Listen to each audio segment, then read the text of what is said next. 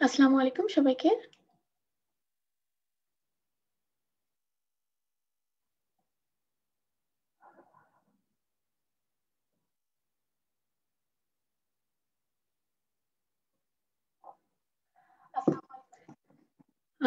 সানাপসের পক্ষ থেকে আপনাদের সবাইকে অনেক অনেক স্বাগতম। আশা করি সবাই ভালো আছেন এবং সুস্থ আছেন। আমি সর্বপ্রথমেই আমার পরিচয়টা দিয়ে নিই। আমি ডক্টর নাবিলা তাবাসসুম। বর্তমানে শিশু হসপিটালে কর্মরত আছি এবং সাইন্যাপসের পিডিয়াট্রিক্স ব্যাচে মেন্টর হিসেবে আছি। আজকে আমাদের ক্লাসটা আয়োজন করা হয়েছে।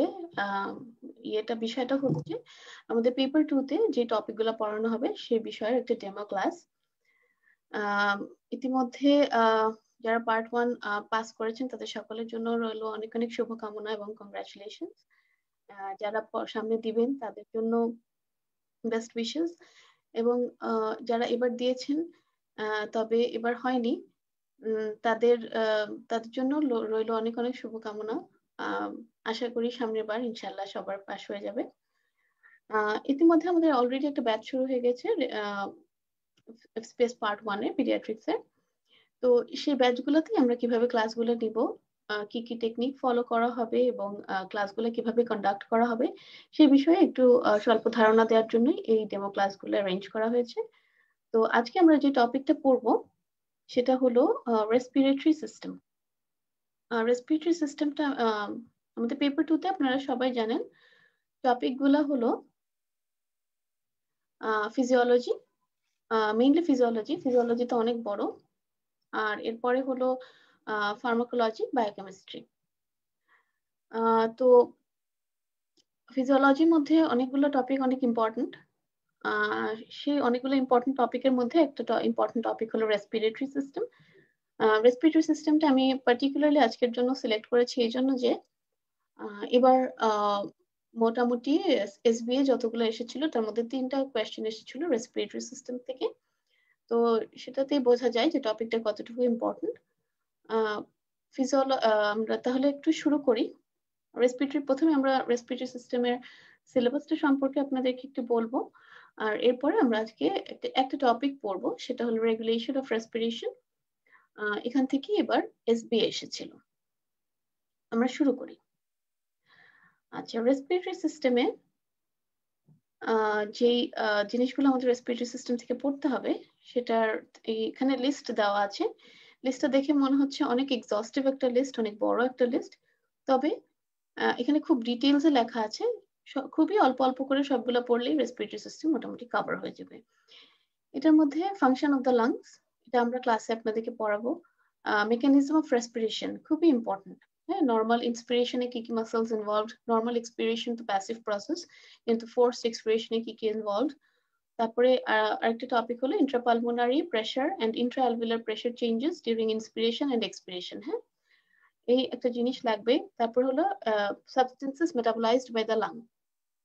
তারপরে অনেক ইম্পর্টেন্ট, আপনারা সবাই জানেন, পিডিয়াট্রিক্সে যারা পড়ছেন তারা জানেন নিউমোসাইটস। হ্যাঁ, আমাদের পার্টিকুলারলি টাইপ 2 নিউমোসাইটস, এদের ফাংশন, এদের মানে পার্সেন্টেজ কোনটা কতটুকু থাকে, কবে এরা সারফেক্টেন্ট রিলিজ করা শুরু করে, এগুলো নিয়ে একটু ডিটেলস পড়তে হবে। সারফেক্টেন্ট সারফেক্টেন্ট কিন্তু খুব ইম্পর্টেন্ট একটা টপিক এবং এবার এসপিএ তে সারফেক্টেন্ট থেকে কোয়েশ্চেন এসেছে। টপিকটা খুবই সিম্পল। কিছু পার্টিকুলার জিনিস জানতে হবে, তবে জানলেই ওখান থেকে মার্কস উঠে আসবে। হ্যাঁ, তারপরে হলো এই যে composition of surfactant, function of surfactant, ডেফিসিয়েন্সিতে কি হয়। এরপর যেগুলো লাগবে সেটা হলো pulmonary and alveolar ventilation, dead space, হ্যাঁ, anatomical dead space, physiological dead space. তারপরে collapsing tendency of lungs, work of breathing, lung compliance, lungs volumes and capacities. এটা খুবই ইম্পর্টেন্ট। হ্যাঁ, আমরা জানি চারটা ভলিউম এন্ড চারটা ক্যাপাসিটি আছে। কোনটা মানে কোনটার ডেফিনিশন কি, কোনটা কতটুকু থাকে। হ্যাঁ, তারপরে অবস্ট্রাকটিভ এন্ড রেস্ট্রিকটিভ লাং ডিজিজে কি ধরনের চেঞ্জেস হয় এবং স্পাইরোমেট্রি। লাং ফাংশন টেস্টের মধ্যে যেটা লাগবে সেটা হলো স্পাইরোমেট্রি। খুব ডিটেইলস লাগবে না, তবে স্পাইরোমেট্রিতে কি কি মেজার করা যায় এবং কি কি মেজার করা যায় না এখান থেকে কিন্তু প্রায় প্রায় কোয়েশ্চেন আসে। এরপর লাগবে ভেন্টিলেশন পারফিউশন রেশিও আর অক্সিজেন হিমোগ্লোবিন ডিসোসিয়েশন কার্ভ। এই টপিকটা খুবই খুবই ইম্পর্টেন্ট। আমরা ক্লাসে পড়ানোর সময় বলে দেব কোনটা 3 স্টার কোনটা 5 স্টার। তো অক্সিজেন হিমোগ্লোবিন ডিসোসিয়েশন কার্ভ কিন্তু খুবই ইম্পর্টেন্ট। এরপরে carbon dioxide transport, carbon dioxide ট্রান্সপোর্টটা খুব ডিটেইলসে পড়তে হবে এবং এখান থেকে কিন্তু প্রায় কোয়েশ্চেন্স আসে। কার্বন ডাইঅক্সাইড ট্রান্সপোর্ট পড়ার সময় হ্যালডেন এফেক্ট, বোর এফেক্ট এগুলো চলে আসবে। এরপরে যে টপিকটা লাগবে সেটা হলো অ্যাক্লিমেটাইজেশন। অ্যাক্লিমেটাইজেশন থেকে এবার এসবিএ তে প্রশ্ন এসেছিল, changes that occur in high altitude. এখানে কি কি চেঞ্জেস আছে এটার কিন্তু একটা লিস্ট আমরা ক্লাসে বুঝিয়ে দেব এবং তারপরে লিস্ট আকারে দিয়ে দিব, এবং ওই প্রতিবারই পড়ানো হয় এই জিনিসগুলা, এবং ওইখান থেকেই কিন্তু এবার অ্যাক্লিমেটাইজেশন থেকে সিঙ্গেল বেস্টে প্রশ্ন এসেছিল। আচ্ছা, Cheyne Stokes breathing, respiratory failure type 1 and type 2, এবং regulation of respiration, regulation of respiration and Hering Breuer reflex. এই হিয়ারিং ব্রুয়ার রিফ্লেক্স থেকেও এবার প্রশ্ন এসেছিল। তাহলে তিনটা প্রশ্ন আমরা ইতিমধ্যে পেলাম, একটা হলো সারফেক্ট্যান্ট থেকে আসছিল, অ্যাক্লিমেটাইজেশন থেকে আসছিল এবং হিয়ারিং ব্রুয়ার রিফ্লেক্স থেকে প্রশ্ন আসছিল। তো অ্যাক্লিমেটাইজেশন এন্ড সারফেক্ট্যান্টটা যেহেতু রিলেটিভলি একটু ইজিয়ার টপিক এবং বারবার পড়া হবে, বারবার ক্লাসেও পড়া হবে, যে জিনিসটা মোটামুটি একটু শেষের দিকে, মানে একটা হয় না যে বই পড়তে পড়তে শেষের দিকে চলে আসলে তখন আর ভালো করে পড়তে ইচ্ছা করে না, তো রেগুলেশন অফ রেসপিরেশনে বিষয়টা এরকম হয়। প্রথম দিকে অনেক কিছু পড়ে এসে তখন রেগুলেশন অফ রেসপিরেশন পর্যন্ত পৌঁছায় যখন, তখন আর জিনিসটা খুব ভালো করে পড়তে ইচ্ছা করে না। তবে টপিকটা খুবই ইম্পর্টেন্ট, বুঝতে হবে, অল্প জিনিস জানতে হবে, মনে রাখতে হবে, এবং ওখান থেকে কোয়েশ্চেন আসলে ভুল করা যাবে না। সেরকমই একটা টপিক হলো হিয়ারিং ব্রুয়ার রিফ্লেক্স। তো আমরা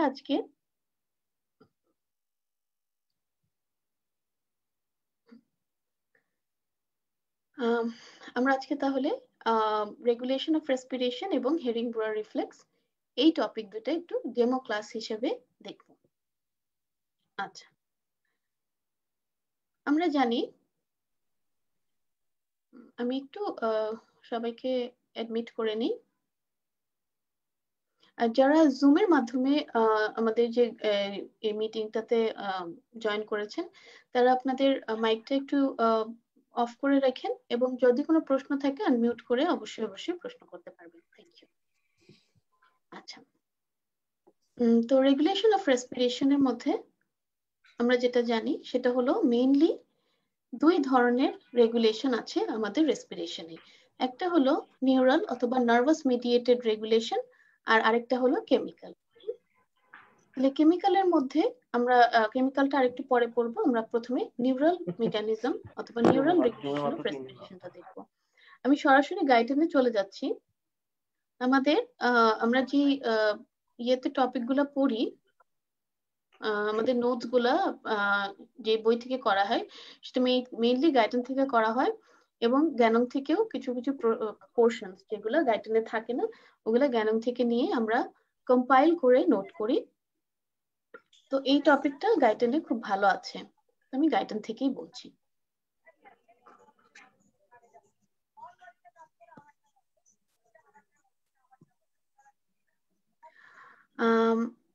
একজন আমাকে এখানে মেসেজে পাঠিয়েছেন যে গাইনির প্রিভিয়াস ইয়ারের কোয়েশ্চেন আছে কিনা। আমি যেহেতু পিডিয়াট্রিক্স এর মেন্টর এবং পিডিয়াট্রিক্সটা নিয়ে আসলে মানে আমার পড়াশোনা অথবা পড়ানো, তো গাইনির বিষয়টা আমি ঠিক ভালো বলতে পারবো না। তবে গাইনির যিনি মেন্টর আছে ওনার সাথে যদি আপনি কথা বলেন উনি নিশ্চয়ই আপনাকে হেল্প করতে পারবে। আচ্ছা, তো এই স্লাইড গুলা কি একটু ক্লিয়ার আছে কিনা কেউ একটু যদি আমাকে জানাতেন তাহলে ভালো হতো। ফেসবুকে যে স্লাইড গুলা দেখা যাচ্ছে স্লাইড গুলা কি ক্লিয়ার আছে?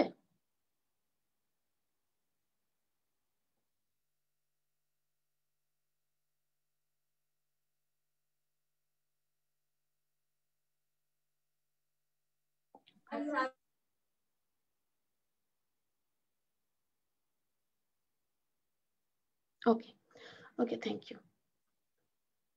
আচ্ছা, তো রেসপিরেটরি সেন্টার আপনারা সবাই জানেন,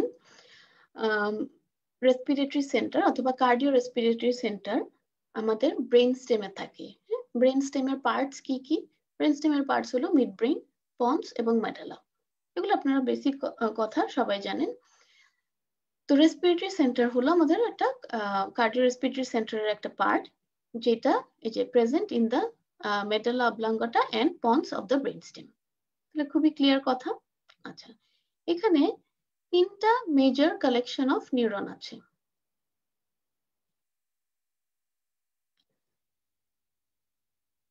আচ্ছা, তিনটা মেজর গ্রুপ অফ নিউরন আছে। একটা হলো আমি এখানে একটু দেখিয়ে নিই আগে।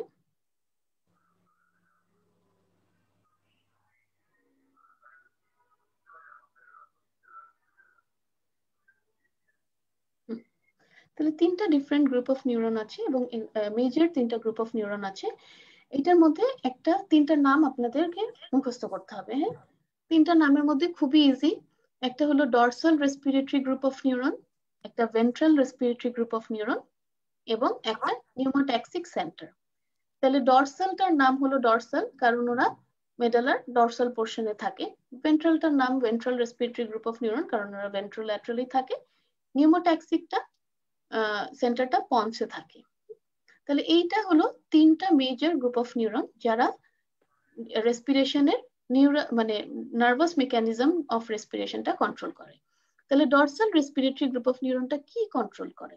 এখান এমসিকিউ গুলো কিন্তু এভাবেই আসে। কি কন্ট্রোল করে? It controls inspiration and rhythm of respiration. হ্যাঁ, তাহলে কিন্তু এক্সপিরেশন হলে ফলস হবে। রেসপিরেটরি তাহলে রেসপিরেটরি রিদম এন্ড ইন্সপিরেশন।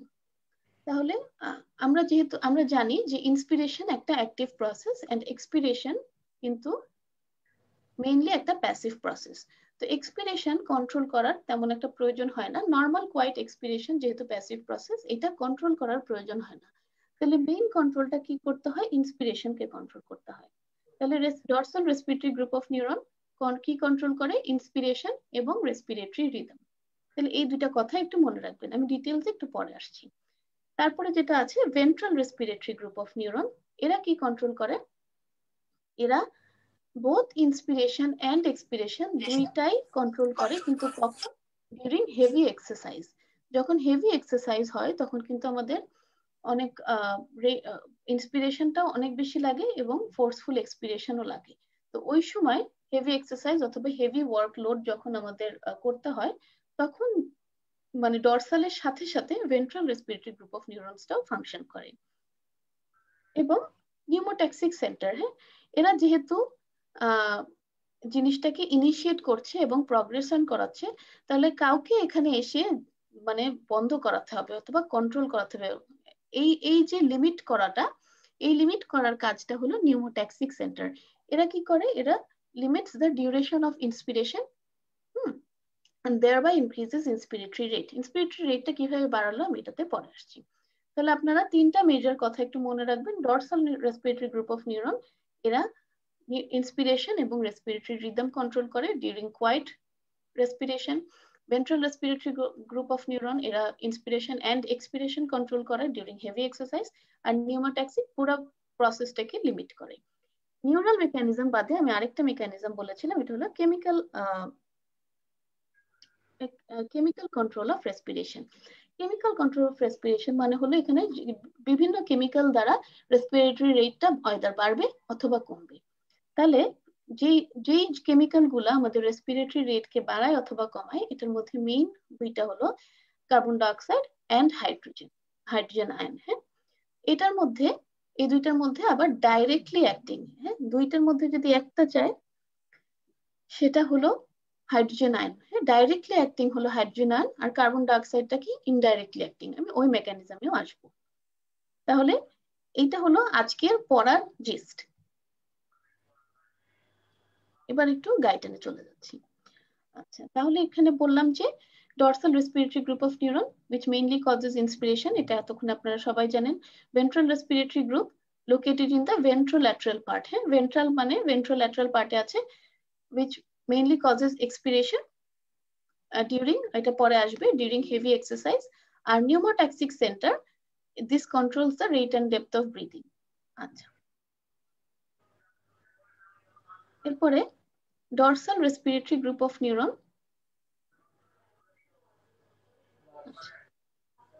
এখানে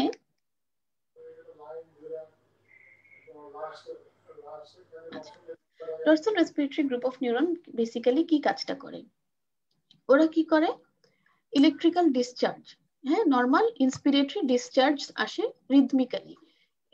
নর্মাল যে রেসপিরেশন হবে, যেটার ইলেকট্রিক্যাল ইম্পালস, এটা ডিসচার্জ করে dorsal respiratory group of neuron থেকে। এবং এটা কিন্তু বার্স্ট অফ ইম্পালস না, হ্যাঁ, যে কন্টিনিউয়াস ইম্পালস যাচ্ছে এরকম না। এই যে সিগন্যাল গুলা যাচ্ছে, দিস ইজ নট, এটা কোথায় যাচ্ছে আমরা জানি, ইন্সপিরেশনের মেইন মাসলসটা হলো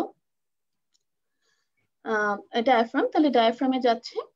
এবং this is not an instantaneous burst of action potential. এখানে কি হয়, এখানে র্যাম্পের মতো হয়, হ্যাঁ, স্লোলি রাইজ করে ফার্স্টে, it begins weakly and increases steadily in a ramp manner for about 2 seconds. আমরা জানি নর্মাল রেসপিরেশনের মধ্যে inspiration 2 seconds and expiration 3 second, হ্যাঁ, তাহলে ওই 2 সেকেন্ড ধরে রাইজ করবে এবং পরের 3 সেকেন্ডে এটা বন্ধ থাকবে। পরের 3 সেকেন্ডে কোনো নিউরন জেনারেট বা কোনো নার্ভ ইম্পালসেস পাস হবে না। তাহলে this turns off the excitation of the diaphragm and allows elastic recoil of the lungs and chest wall. তাহলে আমরা যেটা বুঝলাম যে এই নিউরন গুলা একটু র্যাম্পের মতো করে ইলেকট্রিক্যাল ডিসচার্জেস করে, 2 সেকেন্ড ধরে করে এবং পরের 3 সেকেন্ড ওরা বন্ধ হয়ে যায়। তো প্রথম 2 সেকেন্ডে যখন করে তখন ওই ডায়াফ্রাম কন্ট্রাক্ট করে, আমাদের ইন্সপিরেশন হয়, সবকিছু হয়।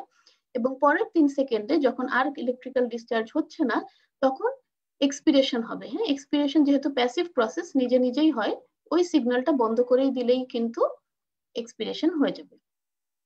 তাহলে the inspiratory signal is a ramp signal. এই ইন্সপিরেটরি সিগন্যাল যে একটা র্যাম্প আকারে হয় এবং ইনস্ট্যান্টেনিয়াস বার্স্ট না, এটাই কিন্তু আপনাদের একটা এমসিকিউর স্টেম হিসেবে আসে। আচ্ছা, এই যে আমি বললাম যে 2 সেকেন্ড হওয়ার পরে পরের 3 সেকেন্ডের জন্য বন্ধ থাকে, এই 2 সেকেন্ড পরে যে বন্ধ হয়ে যাবে, এটা তাহলে কে কন্ট্রোল করবে? এই যে বন্ধ হয়ে যাওয়াটা কন্ট্রোল করে, একটু আগে আমি বলেছিলাম নিউমোট্যাক্সিক সেন্টার। তাহলে এখানেই আসবে নিউমোট্যাক্সিক সেন্টারের কাজটা। তাহলে এখানে আমি একটু তাহলে আপনাদের ছবিটাও দেখিয়ে দিই। এই যে রেসপিরেটরি সেন্টার এর অর্গানাইজেশনটা, এই যে এটা brain stem, ponds, medulla.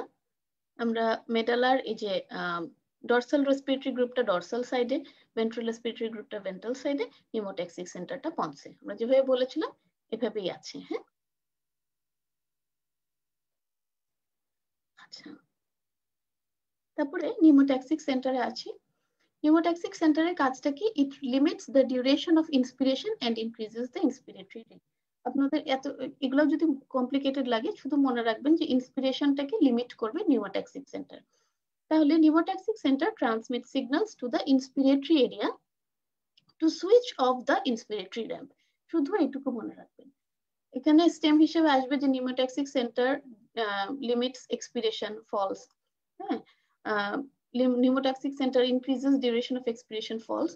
Pneumotaxic center limits মানে যেটা লিমিট করে অথবা ইনহিবিটস ইন্সপিরেশন, এটা হলো ট্রু। আচ্ছা, তাহলে the function of the pneumotaxic center is to limit inspiration. হ্যাঁ, তো যখনই ইন্সপিরেশনটা মানে কমিয়ে দিবে এবং ইন্সপিরেশন কমিয়ে দিলে এক্সপিরেশনও, মানে এইটা যদি না থাকতো তাহলে আমাদের অনেকক্ষণ ধরে ইন্সপিরেশন হতো, আবার অনেকক্ষণ ধরে এক্সপিরেশন হতো, তাহলে আমাদের রেসপিরেটরি রেটটা অনেক কমে যেত। তো যেহেতু লিমিট করছে ইন্সপিরেশন, তখন আমাদের রেসপিরেটরি রেটটা রেগুলেট হয়। তাহলে আমাদের বুঝলাম যে নিউমোট্যাক্সিক সেন্টারটা একটা ইনহিবিটরি সিগন্যাল দেয় এটা লিমিট করার জন্য। আচ্ছা, এরপরে যেটা আমাদের লাগবে সেটা হলো ventral respiratory group of neurons. ভেন্ট্রালের ক্ষেত্রে সবচেয়ে ইম্পর্টেন্ট যে কথাটা মনে রাখতে হবে সেটা হলো কি, এই যে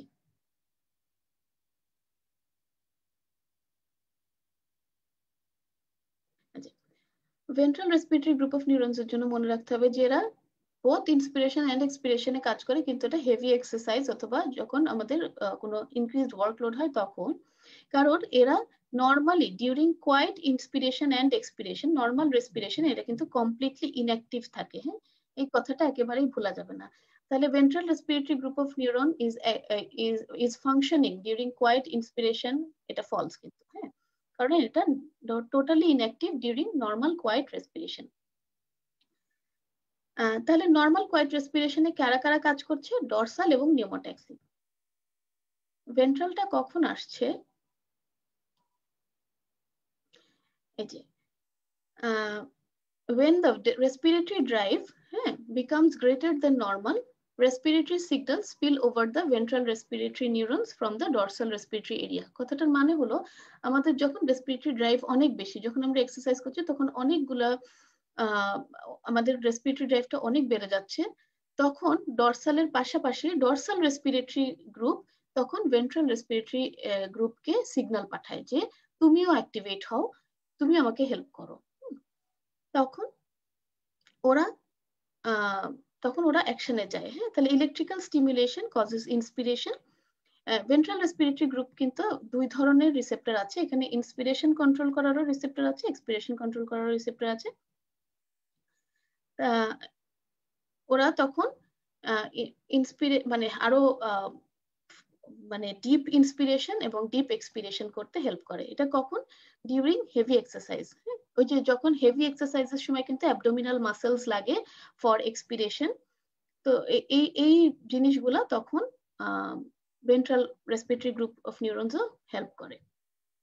তাহলে আমরা বুঝতে পারলেন ইয়েগুলোর ফাংশন, নিউরনগুলোর ফাংশন। এবার যে কোয়েশ্চেনটা আসছিল সেটা আসছিল কিন্তু হেরিং ব্রুয়ার ইনফ্লেশন রিফ্লেক্স থেকে। হ্যাঁ, আমরা এখন হেরিং ব্রুয়ার ইনফ্লেশন রিফ্লেক্সটা পড়বো। তার আগে এতক্ষণ যা পড়লাম এটা একটু সামারাইজ করে নিই।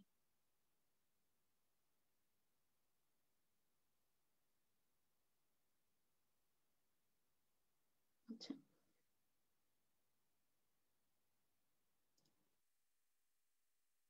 আচ্ছা, তাহলে এখান থেকে একটু দেখেন। তাহলে আমরা বুঝলাম যে dorsal respiratory group is responsible for the basic rhythm of breathing and inspiration. এখান থেকে এই নিউরনস গুলো থেকে ইম্পালসেস আসে, এরা ডায়াফ্রামে সিগন্যাল পাঠায় এন্ড আদার রেসপিরেটরি ইন্সপিরেটরি মাসেলসে সিগন্যাল পাঠায়। তারপরে 2 সেকেন্ড ধরে ইন্সপিরেশন হয়, তারপরে 3 সেকেন্ডের জন্য বন্ধ থাকে এবং আবার নতুন একটা সাইকেল 3 সেকেন্ড পরে শুরু হয়। তাহলে এই ডরসাল রেসপিরেটরি গ্রুপের এইটুকুই ফাংশন। তারপরে যেটা ventral respiratory group, ventral respiratory গ্রুপটা আমরা দেখলাম যে এরা নর্মাল ব্রিদিং, নর্মাল রেসপিরেশনের সময় এরা ইনঅ্যাক্টিভ থাকে, কিন্তু যখন মোর ফোর্সফুল ব্রিদিং দরকার হয় তখন এই নিউরনগুলা ইলেকট্রিক্যাল ডিসচার্জ করে এবং forceful inspiration and forceful expiration করতে হেল্প করে। আর নিউমোট্যাক্সিক সেন্টারের ফাংশনটা আমরা বুঝলাম যে 2 সেকেন্ড পরে যে dorsal respiratory group of neurons electrical discharge দেওয়া বন্ধ করবে, এটার সিগন্যাল পাঠায় হলো নিউমোট্যাক্সিক এরিয়া, এবং ওই তারপরে so this way it controls the rate of মানে duration of inspiration and the rate of breathing. তাহলে এই বেসিক তিনটা কথা কিন্তু আপনাদেরকে খুবই ভালো করে বুঝতে হবে। আচ্ছা, এরপরে এই কোয়েশ্চেন যেটা আসছিল সেটা হলো হেরিং ব্রুয়ার রিফ্লেক্স থেকে। হেরিং ব্রুয়ার রিফ্লেক্সটা কিন্তু এমবিবিএস লেভেলে মানে অনেক সময় অনেক কিছু বাদ দিয়ে পড়তে এটা কিন্তু তত ভালো করে পড়া হয় না। এখন হেরিং ব্রুয়ার রিফ্লেক্সটা কিন্তু একটা পেরিফেরাল রিফ্লেক্স। হ্যাঁ, পেরিফেরিতে হয়। জিনিসটা খুবই সহজ কিন্তু জানলে, হ্যাঁ, যারা এটা জেনে পরীক্ষা দিতে গেছে তারা কিন্তু আনসার করে বের হয়ে আসতে পারছে, এবং যারা এটার নাম শুনে নাই তারা আসলে মানে কোন চ্যাপ্টার থেকে আসছে এটাই অনেকে বুঝে নাই, ওই জন্য আনসার করতে পারে নাই। তবে টপিকটা খুবই সিম্পল, খুবই অল্প পরিমাণ জানলেই কিন্তু মানে এটা আনসার করা যেত। যাই হোক, তো এটা this is a peripheral reflex which controls respiration। হ্যাঁ, তাহলে এটা কিন্তু কোনো সেন্ট্রাল রিফ্লেক্স না। আচ্ছা, এখানে কি হয় আমরা দেখলাম যে নিউমোট্যাক্সিক সেন্টার কি করে, ইন্সপিরেশনের ডিউরেশনটা কম মানে কন্ট্রোল করে, যে 2 সেকেন্ডের পরে ইন্সপিরেশন বন্ধ থাকবে। এটা হলো সেন্ট্রালি মানে সেন্ট্রালি কন্ট্রোল করে নিউমোট্যাক্সিক সেন্টার। তবে পেরিফেরালি সেম জিনিসটা করে, যেটা সেই মেকানিজমটাকেই আমরা বলি হেরিং ব্রুয়ার রিফ্লেক্স। তাহলে কি এখানে দেখি আমাদের এই যে in the muscular portion of the wall of the bronchi and bronchioles throughout the lungs, তাহলে লাংস এর ব্রঙ্কাই এন্ড ব্রঙ্কিওলস কন্ডাক্টিং পাথওয়েতে ব্রঙ্কাই এবং ব্রঙ্কিওলস এর মাস্কুলার পার্টে কিছু কিছু স্ট্রেচ রিসেপ্টরস আছে। এই রিসেপ্টর গুলা মানে যখন লাংস ইনফ্লেশন হয় তখন স্ট্রেচ হয় এবং এই স্ট্রেচ রিসেপ্টরস গুলো তখন স্টিমুলেটেড হয়। যখন এই স্ট্রেচ রিসেপ্টরস গুলো স্টিমুলেটেড হয় তখন ওরা ভেগাস নার্ভ দিয়ে সিগন্যাল পাঠায় কোথায়? ডরসাল রেসপিরেটরি গ্রুপ অফ নিউরনে। নিউমোট্যাক্সিক সেন্টারও কিন্তু ডরসাল রেসপিরেটরি গ্রুপ অফ নিউরনে পাঠাচ্ছিল যে তুমি এখন থামো। এই ভেগাস নার্ভ দিয়ে এই স্ট্রেচ রিসেপ্টর গুলোও কিন্তু ডরসাল রেসপিরেটরি গ্রুপ অফ নিউরনে সিগন্যাল পাঠায় যে তুমি এখন থামো। কখন সিগন্যাল পাঠায়? হ্যাঁ, তাহলে স্টিমুলাসটা কি? স্টিমুলাসটা হলো tidal volume more than 3 Times of normal. আমরা জানি যে নর্মাল টাইডাল ভলিউম 500 ml। হ্যাঁ, 500 ml মানে নর্মাল ইন্সপিরেশন এন্ড এক্সপিরেশনে আমাদের 500 ml লাংসে এক্সপ্যান্ড করবে। এর থেকে বেশি যখন লাংস এক্সপ্যান্ড করতেই থাকে 3 টাইমস মানে প্রায় 1.5 লিটার, হ্যাঁ 1500 ml যখন ক্রস করে যায় টাইডাল ভলিউম, তখন ওদের মনে হয় যে এবার একটু থামা উচিত। তো তখন এই স্ট্রেচ রিসেপ্টরস গুলা স্টিমুলেটেড হয়, ভেগাস নার্ভ দিয়ে ডরসাল রেসপিরেটরি গ্রুপ অফ নিউরনের সিগন্যাল পাঠায় বলে যে তুমি থামো, আর ইনফ্লেশনের আমার দরকার নেই। তখন কি হয়? ওই যে ইন্সপিরেটরি র্যাম্প বলেছিলাম, এই ইন্সপিরেটরি র্যাম্পটা বন্ধ হয়ে যায়। ইন্সপিরেশনের মানে ডিউরেশনটা, হ্যাঁ ইন্সপিরেশনের ডিউরেশনটা কমে আসে। ইন্সপিরেশনের ডিউরেশন কমে আসলে তো এক্সপিরেশনের ডিউরেশনও কমে আসবে, হেন্স রেসপিরেটরি রেটটা বেড়ে যায়, তখন আমরা ঘন ঘন শ্বাস নিই। তাহলে এটা হলো একটা আমাদের প্রোটেক্টিভ রিফ্লেক্স। প্রোটেক্টিভ রিফ্লেক্সটা কেমন? যখন লাংস ওভার ইনফ্লেটেড হয়ে যায় তখন stretch receptors in the lungs stimulated হয়, দিয়ে ডরসাল গ্রুপ অফ নিউরনসকে বলে যে আর ইনফ্লেশনের দরকার নেই, তখন dorsal respiratory group of neurons বন্ধ হয় এবং মানে ইনফ্লেশনটা কন্ট্রোল হয়। তাহলে এটা হলো হেরিং ব্রুয়ার রিফ্লেক্স, যেটা একটা প্রোটেক্টিভ রিফ্লেক্স। এবং প্রশ্ন এবার এখান থেকে এসেছিল। হ্যাঁ, তাহলে আমাদেরকে এখান থেকে কি কি জানতে হবে? যেটা একটা পেরিফেরাল রিফ্লেক্স, এটা সেন্ট্রাল রিফ্লেক্স না। এটা স্টিমুলাসটা হলো when tidal volume is more than 3 times of normal, হ্যাঁ that is more than 1.5 litre, যেখানে লেখা আছে more than 5 liters per breath। তারপরে রিসেপ্টরটা কি? Stretch receptors in the muscular portion of the bronchi and bronchiole. কি স্ট্রেচ রিসেপ্টর থেকে signal কে নিয়ে যাবে? Vagus nerve. কোথায় নিয়ে যাবে? ডরসাল রেসপিরেটরি গ্রুপ অফ নিউরনে নিয়ে যাবে এবং কি করবে? ইন্সপিরেটরি র্যাম্পটা সুইচ অফ করে দিবে। হ্যাঁ, এই যে স্টিডি রাইজ ইন মানে সিগন্যালস, এটা বন্ধ করে দিবে। তাহলে ইন্সপিরেশন বন্ধ হবে। ইন্সপিরেশন বন্ধ হলে ইন্সপিরেশনের ডিউরেশন কমবে, সাথে সাথে এক্সপিরেশনের ডিউরেশনও কমে যাবে, রেসপিরেটরি রেটটা বেড়ে যাবে। তাহলে this reflex is the same as pneumotaxic center, is the function of the pneumotaxic center, যেটা ওই সেন্ট্রালি হয়। তাহলে এটা বোঝা গেল। কারো যদি কোনো প্রশ্ন থাকে আমাকে অবশ্যই একটু জানাবেন। আচ্ছা,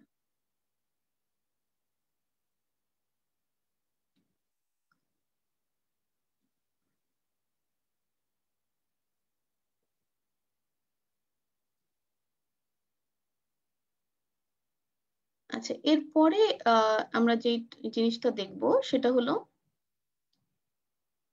কারো কি এই পর্যন্ত কোনো প্রশ্ন আছে? ক্লাসটা কিন্তু মূলত একটি ডেমো ক্লাস। ডেমো ক্লাসের উদ্দেশ্য হলো আমাদের ক্লাসে কিভাবে পড়ানো হবে সেটার একটা আইডিয়া দেওয়া আপনাদেরকে। তো স্বাভাবিকভাবেই আমি সব টপিক আজকে পড়াচ্ছি না, আমি জাস্ট একটা দুইটা টপিকই পড়াচ্ছি একটু আইডিয়া দেওয়ার জন্য। আর আমি এই টপিকটা একটু সিলেক্ট করেছি কারণ আমার মনে হয়েছে যে এই জায়গাটায় অনেকের গ্যাপ থেকে যায় এবং এখান থেকে অনেক অনেক প্রশ্ন আসে, specially chemical control of respiration থেকে প্রায় প্রায় প্রশ্ন আসে এবং এই জায়গাটায় গ্যাপ থেকে যায় দেখে অনেকে একটা দুটো স্টেম হলেও ভুল হয়ে যায়। ওই জন্য এই জায়গাগুলো কিন্তু খুবই সিম্পল এবং একটা দুইটা পয়েন্ট মনে রাখতে পারলে স্টেম গুলো ভুল হবে না। আচ্ছা, আমরা কেমিক্যাল কন্ট্রোল অফ রেসপিরেশনে চলে যাই। আচ্ছা, এখানে তাহলে কেমিক্যাল কন্ট্রোল অফ রেসপিরেশনে কে কে পার্ট নিতে পারে? এক হলো অক্সিজেন, এক হলো কার্বন ডাইঅক্সাইড, একটা হলো হাইড্রোজেন আয়ন। আচ্ছা, অক্সিজেন ডাইরেক্টলি ইন্সপিরেটরি এরিয়া থা অথবা respiratory area of the brain, directly এই যে ইন্সপিরেটরি এরিয়া থাকে মেডালার ভিতরে, অক্সিজেন ডাইরেক্টলি এখানে অ্যাকশন করতে পারে না। অক্সিজেন ইনডাইরেক্টলি করে। অক্সিজেন ইনডাইরেক্টলি করে মানে হলো অক্সিজেনের মেকানিজমটা আমি পরে আসছি, ওরা ব্যারোরিসেপ্টরস এন্ড কেমোরিসেপ্টরস কে স্টিমুলেট করে, ওইখান থেকে সিগন্যাল আমাদের রেসপিরেটরি সেন্টারে আসে। তাহলে ডাইরেক্টলি ওরা করতে পারছে না। তাহলে দেখেন কে কে ডাইরেক্টলি করছে। এক হলো কার্বন ডাইঅক্সাইড ডাইরেক্টলি করছে, এই যে কার্বন ডাইঅক্সাইড, আর হাইড্রোজেন আয়ন। তার মধ্যেও হাইড্রোজেন আয়নটা কিন্তু সবচেয়ে মানে মোস্ট ডাইরেক্টলি করছে। কার্বন ডাইঅক্সাইডের বিষয়টা হলো যে ওরা কার্বন ডাইঅক্সাইড এই যে এই ইন্সপিরেটরি এরিয়াকে স্টিমুলেট করতে পারে না, ওরা কার্বন ডাইঅক্সাইড এন্ড ওয়াটার মিলে কার্বনিক অ্যাসিড তৈরি করে, কার্বনিক অ্যাসিড ডিসোসিয়েট করে hydrogen ion and bicarbonate ion যখন তৈরি করে, এই হাইড্রোজেন আয়নটা যে ইন্সপিরেটরি এরিয়াকে স্টিমুলেট করে। এখান থেকে কিন্তু প্রায় সিঙ্গেল বেস্ট আসে যে which of the following chemicals stimulate the inspiratory area or respiratory area। হ্যাঁ, তার মধ্যে মেজর একটা কনফিউশন লাগে কার্বন ডাইঅক্সাইড না হাইড্রোজেন আয়ন। আনসারটা কিন্তু হাইড্রোজেন আয়ন। হ্যাঁ, যদি কার্বন ডাইঅক্সাইডটা ভুল না, তবে আমাদের এখানের প্রশ্নগুলো এরকমই হয় যে কোনো অপশনে তেমন ভুল না, তবে দুইটা ঠিকের মধ্যেও কোনটা বেশি ঠিক সেটাই হলো প্রশ্নটা। তো এই কার্বন ডাইঅক্সাইড এন্ড হাইড্রোজেনের মধ্যে কিন্তু অপশনটা হবে হাইড্রোজেন আয়ন। তাহলে কি হয়, এই যে excess carbon dioxide and hydrogen ion, হ্যাঁ, they directly mainly act directly on the respiratory center। তাহলে কিন্তু এখানে দুইটার কথাই বলেছে, কিন্তু আপনাদের একটা যদি চাই সেটা কিন্তু হাইড্রোজেন আয়ন হবে। আচ্ছা, আর হলো কি করে যদি অক্সিজেন কার্বন ডাইঅক্সাইড শরীরে বেড়ে যায়, তখন ইন্সপিরেটরি এরিয়াটা স্টিমুলেট হবে, rate and depth of inspiration বাড়বে, কার্বন ডাইঅক্সাইডটা শরীর থেকে বের হয়ে যাবে। এটাই হলো মূলত স্টিমুলাস। হাইড্রোজেন আয়নের ক্ষেত্রেও সেম, আমরা জানি হাইড্রোজেন আয়ন অ্যাসিডিক। তো হাইড্রোজেন আয়ন যখন বডির ভিতরে অ্যাকিউমুলেট হবে, তখন ওই rate and depth of respiration আমাদের বাড়বে, এবং কার্বন ডাইঅক্সাইড ওয়াশ আউট হয়ে গেলেই তো অ্যাসিড ওয়াশ আউট হয়ে যাচ্ছে। তো এটাই হলো মানে রেসপন্সটা। আচ্ছা, এখানে দেখেন একটু, oxygen in contrast does not have a significant direct effect on the respiratory centre of brain. তাহলে ওরা ইন্সপিরেটরি সেন্টারে কিন্তু ডাইরেক্টলি মানে অ্যাক্ট করে না। এটা অবশ্যই মনে রাখতে হবে। সবাই মনে করে যে কেমিক্যাল কন্ট্রোল অফ রেসপিরেশন এই হয় অক্সিজেন নাইলে কার্বন ডাইঅক্সাইড। আচ্ছা, অক্সিজেন আর কার্বন ডাইঅক্সাইড, সবাই অক্সিজেনও ট্রু দেয়, কার্বন ডাইঅক্সাইডও ট্রু দেয়। মানে এই জায়গাটা একটু মানে কনসেপশনে অনেকের মানে হয়তো একটু ভুল বোঝা থাকতেই পারে, তবে আজকে থেকে এই জিনিসটা একটু ক্লিয়ার হয়ে যেতে হবে। So instead, it acts entirely on the peripheral chemoreceptors. The peripheral chemoreceptors আমরা জানি carotid and aortic bodies এ আছে। ওই যে chemoreceptors গুলা stimulated হইলে তখন ওরা কিন্তু ওই যে নিউক্লিয়াস অফ ট্র্যাক্টাস সলিটারিয়াস অথবা আমাদের রেসপিরেটরি সেন্টারে স্টিমুলাস পাঠায়। ওটা একটা মানে অল্টারনেট মেথড যেটাতে কন্ট্রোল হয়। তো ওই জন্য বলছি অক্সিজেন ডাইরেক্টলি করে না, অক্সিজেনটা ইনডাইরেক্টলি করে। তাহলে কেমিক্যাল কন্ট্রোলের মধ্যে যেটা জানতে হবে আপনাদের, কারা কারা মেইনলি কন্ট্রোল করে, এটা হলো carbon dioxide and hydrogen ion. এই যে although carbon dioxide has little direct effect, হ্যাঁ, কার্বন ডাইঅক্সাইডের কিন্তু ডাইরেক্ট এফেক্ট অনেক কম, ওটা ইনডাইরেক্টলি এফেক্ট করে by forming carbonic acid and then dissociating to hydrogen and bicarbonate ions.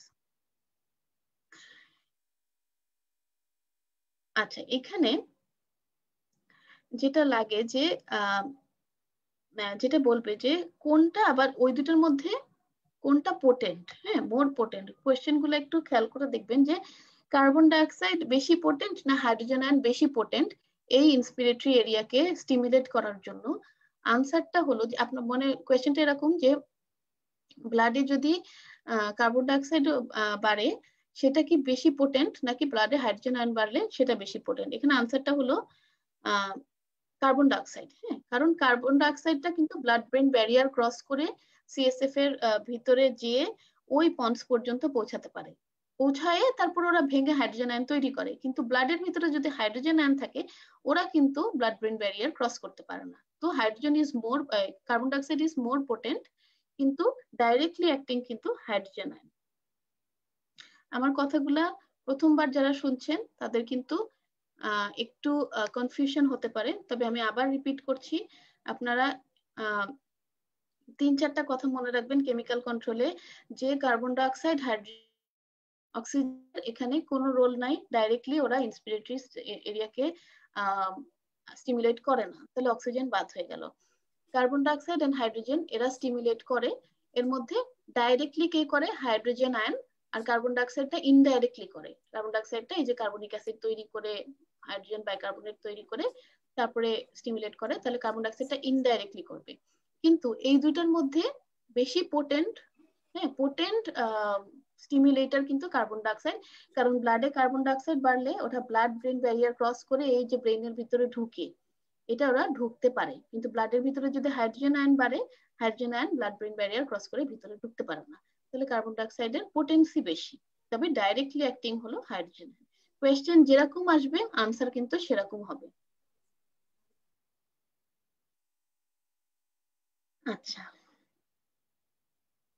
আর এই যে অক্সিজেনের বিষয়টা হলো, এই যে পেরিফেরাল কেমোরিসেপ্টর, যে অক্সিজেন যখন শরীরে কমে যায় তখন পেরিফেরাল কেমোরিসেপ্টরস গুলো স্টিমুলেটেড হয়, এবং এরা তখন রেসপিরেটরি সেন্টারে সিগন্যাল পাঠায় যে ডেপথ অফ ইন্সপিরেশন বাড়াও, তখন ডেপথ অফ ইন্সপিরেশন বাড়লে আমাদের অক্সিজেনটা আবার কারেক্টেড হয়ে যায়।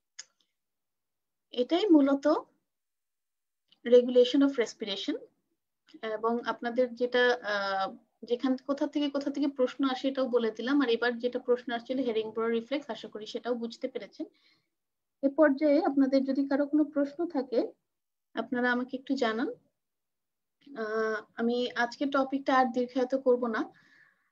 এই ক্লাস ডেমো ক্লাসটার উদ্দেশ্যটাই ছিল আপনাদেরকে একটু ক্লাস সম্পর্কে আইডিয়া দেওয়া, আমরা কিভাবে পড়াবো এবং কোন জায়গা থেকে কি লাগবে। তা আমাদের চেষ্টা থাকে আসলে যে পড়ানোর পাশাপাশি কোথা থেকে প্রশ্ন আসে এবং স্টেম গুলাই কোথায় একটু টুইস্ট থাকে সেটা আপনাদেরকে জানিয়ে দেওয়া। এই জিনিসটা যদি আপনারা ধরে ফেলতে পারেন তাহলে আপনাদের এমসিকিউ আনসার করাটা এবং এসবি আনসার করাটা খুব সহজ হয়ে যাবে। এবং আরেকটা যেটা আমরা সবাইকে বলি সব সময়, যেহেতু এখন এসবিএ প্রায় 50%, মানে প্রায় না পুরো 50%, 25টা, তো সবকিছুই এমন ভাবে পড়তে হবে যেন এখান থেকে এসবি আসবে। তারপরে যদি এমসিকিউ আসে তাহলে তো একটা উইন উইন সিচুয়েশন, তবে সবকিছুই এমন ভাবে পড়তে হবে যেন এটাই একটা এসবি এর কোয়েশ্চেন। প্রতিটা লাইনের মধ্যেই আপনি খোঁজার চেষ্টা করবেন যেখান থেকে কি এসবি আসতে পারে। এভাবে করে যদি পড়েন তাহলে আপনাদের পড়াটা সম্পূর্ণ হবে। আমি কিন্তু বলছি না যে আপনাদেরকে অনেক পড়তে হবে, আমি বলছি যে একটু ট্যাক্টফুলি পড়তে হবে, একটু সিস্টেম্যাটিক্যালি পড়তে হবে, যাতে অল্প পড়াতে অনেক কিছু কভার হয়। এবং ছবি দেখবেন, ছবি দেখলে কিন্তু অনেক কিছু মেমোরিতে এনগ্রেভ হয়ে যায়, সেটাতে অনেক সময় সুবিধা হয়। আর আমি ক্লাসটা আর দীর্ঘায়িত করব না, আপনারা এতক্ষণ যারা আমাদের সাথে ছিলেন তাদের সবাইকে অনেক ধন্যবাদ। আপনাদের কারো যদি কোনো প্রশ্ন থাকে আপনারা এই মানে ভিডিওর নিচে যে কমেন্ট সেকশন আছে ওখানে জিজ্ঞেস করতে পারেন। যদি মনে করেন যে পার্সোনালি ইনবক্স করে জিজ্ঞেস করবেন সেটাও করতে পারেন, স্যানাপসে কল দিয়ে জিজ্ঞেস করতে পারেন, আপনাদের যেভাবে সুবিধা হয়। মানে you guys are more than welcome to reach out to us. এবং আপনারা যারা আগামীতে পরীক্ষা দিবেন তাদের সকলের জন্য রইল অনেক শুভকামনা। আজকে আমি এ পর্যন্তই ক্লাসটা শেষ করছি। আশা করি আপনারা সবাই ভালো থাকবেন এবং আমাদের জন্য সবাই দোয়া করবেন। ইনশাল্লাহ দেখা হবে সবার সাথে। সবাইকে অনেক অনেক ধন্যবাদ।